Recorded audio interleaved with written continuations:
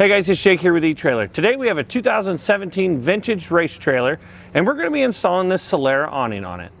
Adding an awning to a race trailer that doesn't already come with one from the factory is kind of a no-brainer. You spend all day at the track or you're hanging out at the campsite after you've just had a nice race. Usually people just end up hanging out on the inside of the trailers, especially if you have inclement weather. There's nowhere to hang out unless you're sitting inside, and that can also cause some harmful fumes if you're sitting inside with all your fuel. So adding an awning is going to give you a place to hang out outside, out of the weather and out of the sun. This awning is going to be 20 feet wide on your trailer, and it will extend 9 feet and 8 inches. That's a foot and 8 inches longer than your typical awnings that'll come factory on your RVs or your motorhomes. So it's going to give you that much more shade and that much more space to hang out. The other nice thing about these arms is, as you saw, they are going to be a motorized arm.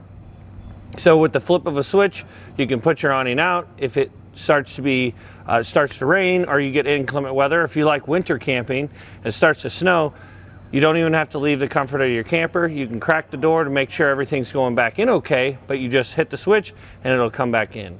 These arms, what's really nice about them is they have an automatic rain draining feature. So if any water starts to collect on the awning itself, which is bound to happen because it is a flat awning, what it'll happen is the arms are on shock absorbers and they'll pull down, they'll dump the rain off one side or the other, and you can actually set that. You can set the pitch on these arms so that one side dumps always and the other side stays rigid, or you can set both rigid. But the pitch is really nice to set. You can pull one side down so that it constantly drains and it's not random water flowing off the side of your awning. The fabric color that we have on today is going to be the white to gray fade, which looks really, really good. Typical awnings are always going to be either all black or all white, and the all white awnings are really difficult to clean. The underside of this awning is still going to be all white, so you will still have to clean that, but that will also help to keep the area underneath it a lot cooler. We do have other colors available online if you don't like the gray, or if you'd like something that matches your camper. The fabric on here is going to be very similar to your traditional awning fabric, except the new style fabric is going to be much less porous. If you've ever had to clean an awning, I know when I clean my awning, it's a pain in the butt because the fabric is very, very porous and holds on to the mold and mildew. This is designed to not hold on to that. As far as the installation goes, it's not a difficult installation, but it might take some custom work. Like the trailer we put it on today on this race trailer, it took us making a couple of custom brackets on the inside in order to hold it firm on the side of our trailer, because there's nothing inside the walls that it's designed to screw into.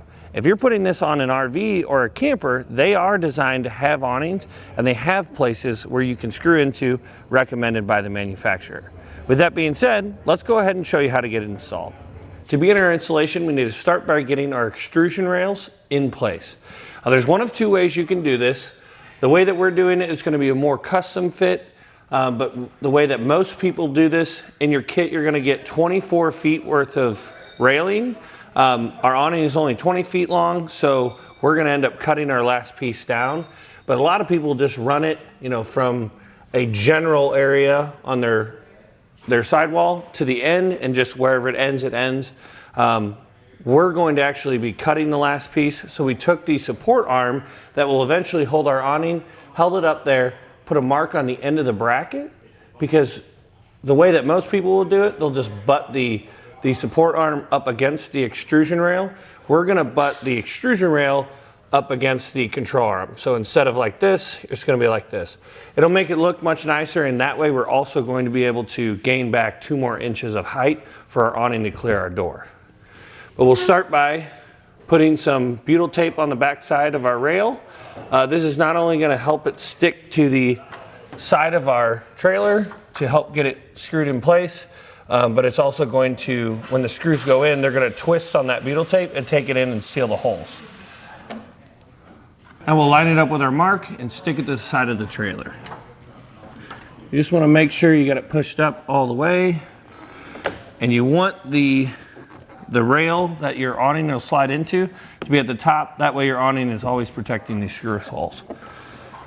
We'll take the self-tappers that come in your kit and start screwing down our rail.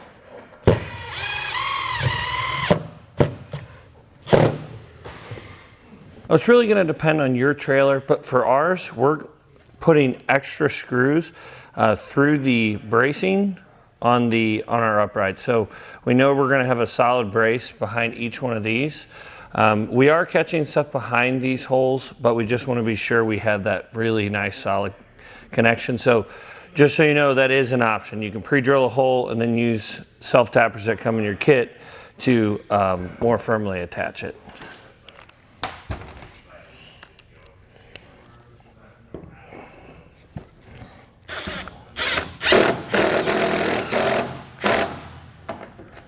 For our third piece, we mocked up where our second arm is going to go. So we held it up in place. We put the awning rail in, or the fabric in, and held it up in place with everything secured. We know where the front one's going to go, but because we're doing this as a custom fit, we needed to know where the other bracket was going to end.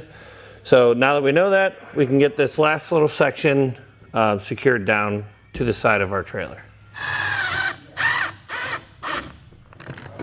When you get your control arms in your packaging, it's going to have a big zip tie that's holding all of it together.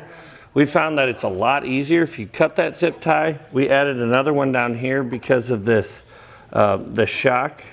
It's going to want to force the arms out. It's designed to help with wind and stuff, but it's going to force the arm out. That's why you have to be careful when you're cutting that zip tie. But this is going to be so much easier to get our hardware in place because otherwise this cover's in the way. So we'll get an extra set of hands, get it mounted up, and we'll show you how we did it.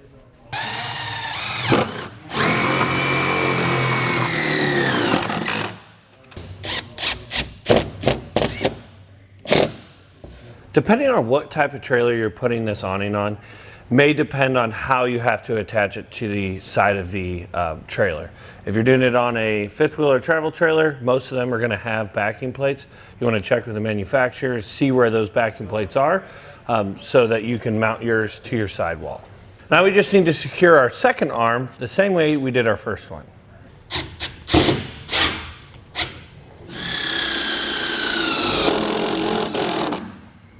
Now before we get our awning in place, what you want to do at the end of your rail, you want to flare it open so you can take a needle nose pliers or vice grips and grab the end and open it up.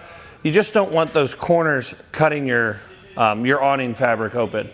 The other thing is, because we had to mount our arms higher, usually the arms will go up against the bottom of this rail and you should have no problem sliding the awning in the end of it. But because our arm is blocking it, we ended up having to cut a little chunk out here so that we can feed the tube that's in the end of the awning, the bead, into this rail.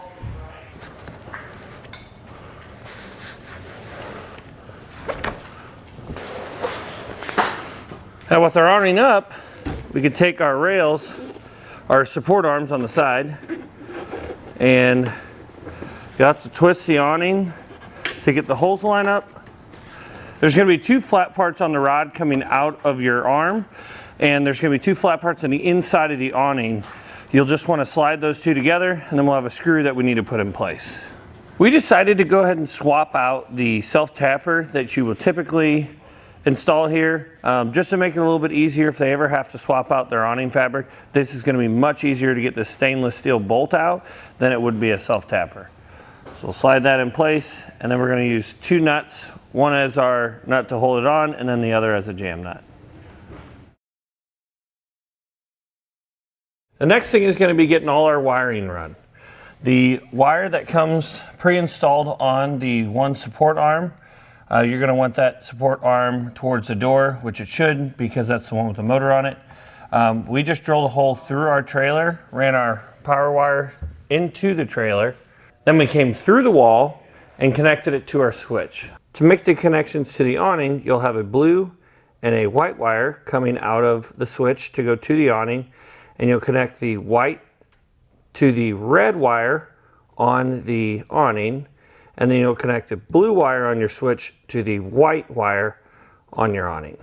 Now, depending on what your trailer is set up like and how far your battery is from your switch, most likely you are going to have to extend the power wires to the switch. So what we did was we ran it up and along our cabinet here, because we're in a race trailer, and we connected the white wire to our power and the black wire to our ground. Now with everything set in place, that's really going to do it for our installation. The last thing we do need to do is we're going to take it outside, extend the awning all the way, and then we can set our awning fabric. We're going to have to drive a screw down through that bead that we ran through the rail so that our awning fabric doesn't slide side to side, but we need to be able to open it all the way to make sure that it's rolling up straight. The best way to figure out if our fabric is straight or not is to put it all the way out, put it back in, and if it rolls up straight on the roll, then you're good to go and you can put your self-tapper in.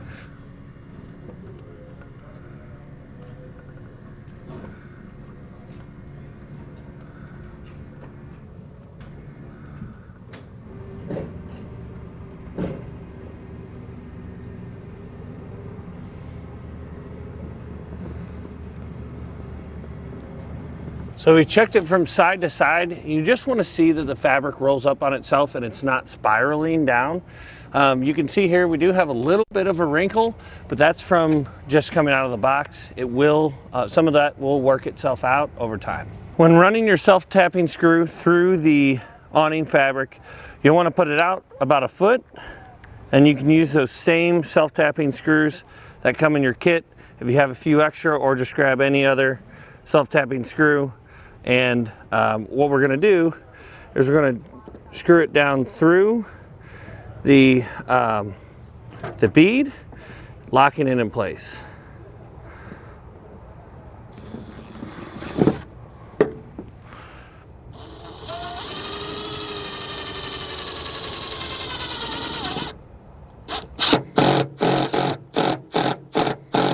Well guys, that's going to do it for the installation of the Solera awning on our 2017 vintage race trailer.